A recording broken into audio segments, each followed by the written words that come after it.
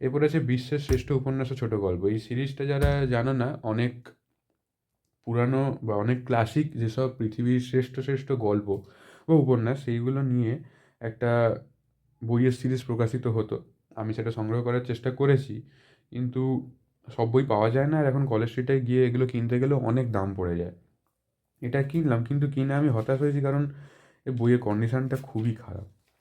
প্রচুর ঘুণ পোকা ধরে গেছে, গুঁড়ো গুঁড়ো গুঁড়ো গুঁড়ো, বইয়ের পৃষ্ঠা গুঁড়ো গুঁড়ো হয়ে আছে।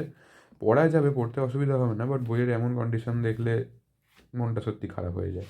এটাকে আমায় একটু রিপেয়ার করতে হবে। এগুলো সব পেজগুলো জুড়ে দিয়ে আঠা ফাটা দিয়ে গ্রন্থনিলয় থেকে প্রকাশিত হয়। 75 টাকায় পেয়েছি, নাহলে এটা 75 টাকায় পেতামও না, এত খারাপ যদি না হতো। আর লাস্ট বই হচ্ছে মনু সংহিতা। মনু সংহিতায় কী আছে সেটা আমার জানার অনেক দিন ধরে ইচ্ছা ছিল। সুরেশচন্দ্র বন্দ্যোপাধ্যায়ের লেখা, আনন্দ পাবলিশার্স থেকে প্রকাশিত এই বই। ভালো মোটা এবং চওড়া বই, অন্যান্য বইগুলোর তুলনায় প্রায় তারাশঙ্কর রচনাবলী যারা হাতে নিয়েছো, কত বড় আর চওড়া দেখেছো, পুরো সেম সাইজের বই। তো বুঝতেই পারছো, অনেক বড় বই।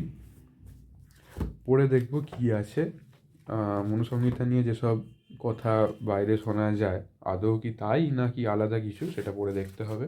এর মধ্যে আরও কিছু এই ধরনের কাগজপত্র পুরানো বই কিনলে মাঝে মাঝে বেরিয়ে যায়। শ্রীজীব ন্যায়তীর্থ স্মরণ ও প্রণাম, পেপার কাটিং এখানে পেয়ে গেছি।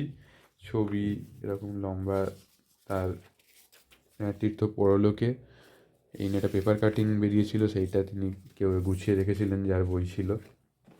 যাই হোক, আমি চিনি না। মোটামুটি এই বইগুলো এখানেই শেষ করলাম।